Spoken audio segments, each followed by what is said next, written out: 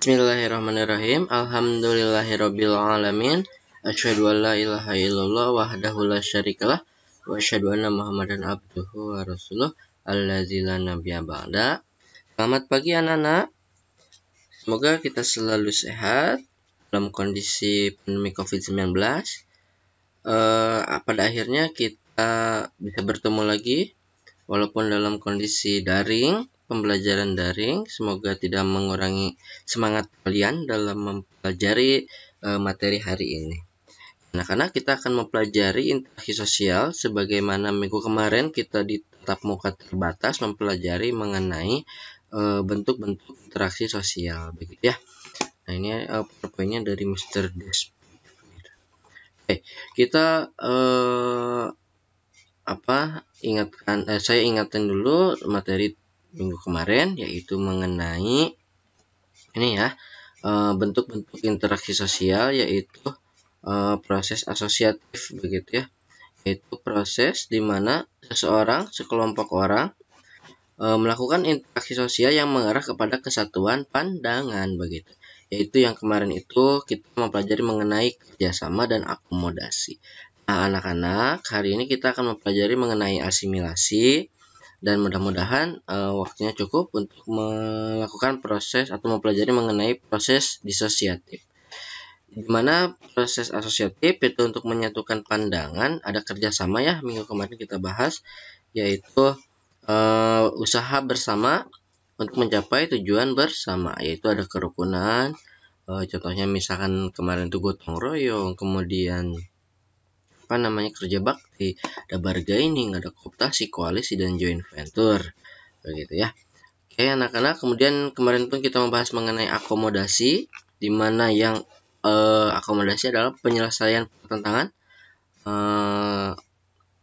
tanpa menghancurkan pihak lawan. Contohnya adalah koersi, kompromi, arbitrasi, mediasi, toleransi, dan sebagainya yang minggu kemarin kita bahas. Nah anak-anak, untuk hari ini kita mempelajari mengenai asimilasi. Silakan untuk dicatat di bukunya, di pause dulu videonya mengenai ini. Oke anak-anak, asimilasi adalah bentuk interaksi sosial dalam proses asosiatif atau untuk menyatukan pandangan. Kemudian apa bedanya dengan kerjasama? Yaitu asimilasi adalah cara-cara bersikap dan bertingkah laku dalam menghadapi perbedaan untuk mencapai kesatuan dalam pikiran dan tindakan, begitu ya. Contohnya adalah misalkan asimilasi terdapat dua kebudayaan yang berbeda, kemudian kedua kebudayaan berbeda itu bersatu menjadi sebuah kebudayaan baru. Nah, kebudayaan lamanya itu dihilangkan. Nah, itu namanya asimilasi, begitu ya. Bisa terjadi karena adanya toleransi, adanya sikap saling menghargai orang lain, adanya perkawinan campuran, dan sebagainya.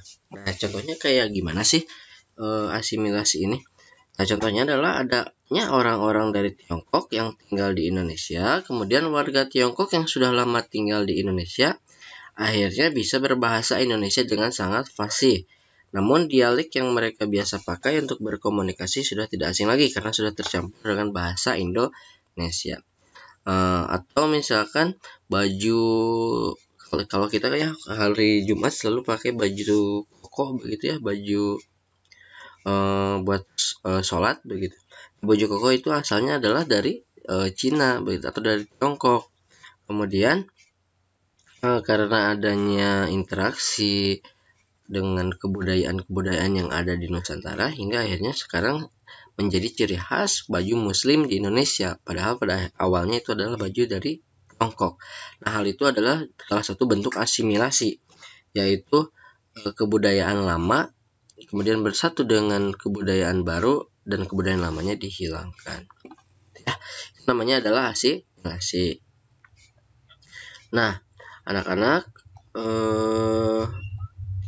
itu adalah 3 jenis proses asosiatif atau proses seseorang atau sekelompok melakukan interaksi sosial yang mengarah kepada kesatuan pandangan. Kemarinnya ada kerjasama, yang ini kemudian ada akomodasi, kemudian ada asimilasi.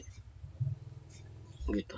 Kemudian selain asimilasi sebenarnya ada yang dinamakan akulturasi. Kalau asimilasi itu menghilangkan kebudayaan lamanya, kalau akulturasi adalah adanya dua perbedaan kebudayaan kemudian bersatu kebudayaan tersebut tetapi tidak menghilangkan kebudayaan yang lamanya. Itu akulturasi. Contohnya seperti menara atau kubah masjid, karena itu adalah pada zaman dahulu adalah ciri khas dari Hindu ya, gitu, Hindu Buddha, tapi sekarang dipakai oleh masjid, tidak menghilangkan bentuknya begitu ya. Itu namanya akulturasi.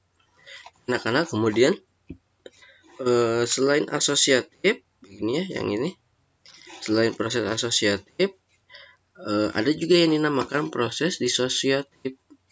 Nah, apa sih proses disosiatif ini? Adalah proses yang terjadi apabila seseorang atau sekelompok orang melakukan interaksi sosial yang mengarah pada konflik atau merenggangkan solidaritas kelompok. Bedanya kalau asosiatif nih, untuk bersatu, untuk membuat kesatuan pandangan. Kalau disosiatif adalah merenggangkan solidaritas kelompok. Ya, silakan untuk dicatat. Bentuknya ada 3, ada kompetisi, kontravensi, dan konflik. Lihat, yang pertama adalah kompetisi maksudnya perkompetisi atau persaingan adalah suatu proses individu atau kelompok yang bersaing untuk mencari keuntungan melalui bidang-bidang kehidupan tertentu. Ini biasanya kalau misalkan di dalam suatu hal kita berlomba begitu ya, misalkan lomba main bola, kompetisi futsal dan sebagainya. Nah, terdapat dua bentuk kompetisi, yaitu persaingan yang bersifat pribadi dan persaingan kelompok. Untuk gelar juara, kesuksesan, piala, hadiah, dan sebagainya. Untuk mendapatkannya, seseorang harus bersaing satu dengan yang lainnya. Ini saya akan catat, mungkin ini saya kira sudah paham mengenai kompetisi atau persaingan atau lomba. Itu namanya adalah proses disosiatif. Kemudian yang kedua adalah kontravensi. Apa sih itu kontravensi? Kontravensi adalah salah satu bentuk interaksi proses disosiatif. Atau kontravensi adalah sikap mental yang disembunyikan atau tersembunyi terhadap orang lain atau terhadap unsur-unsur kebudayaan suatu golongan tertentu. Nah, biasanya ditandai dengan adanya ketidakpastian mengenai diri seseorang dan perasaan tidak suka yang disembunyikan. Kebencian terhadap kepribadian seseorang. Saya lihat contohnya, misalkan OSIS atau RGUG di sekolahmu mempunyai suatu rencana, tetapi kelasmu kurang setuju terhadap rencana tersebut, sehingga berkembang rasa tidak suka atau benci namun masih disembunyikan. Begitu ya. Atau misalkan ada seseorang yang tidak kamu sukai sikapnya, tetapi kamu tidak ungkapkan dan kamu hanya membenci di dalam hati. Nah, itu namanya adalah kontravensi. Saya rasa cukup jelas, silakan untuk dicatat kembali. Kemudian yang ketiga namanya adalah pertentangan atau konflik. Ini suatu proses di mana individu atau kelompok berusaha untuk memenuhi tujuannya dengan jalan menentang pihak lawan yang disertai dengan ancaman dan kekerasan. Ini ya. Ini disebabkan oleh perbedaan antara individu dan budaya, perbedaan kepentingan dan perubahan sosial. Contohnya misalkan ada konflik pribadi, konflik sosial, antar kelas, konflik politik, konflik internasional. Bisa jadi misalkan pertentangan seperti tawuran, kemudian perang, kemudian perkelahian, itu namanya sudah pertentangan atau konflik. Ya, anak-anak, saya rasa cukup jelas hari ini materi kita, yaitu mengenai asimilasi, kemudian kompetisi, kontravensi, dan pertentangan. Akan untuk dicatat, nanti kita ketika pertemuan tatap muka saya lihat bukunya ya. Semoga kita selalu sehat. Assalamualaikum warahmatullahi wabarakatuh.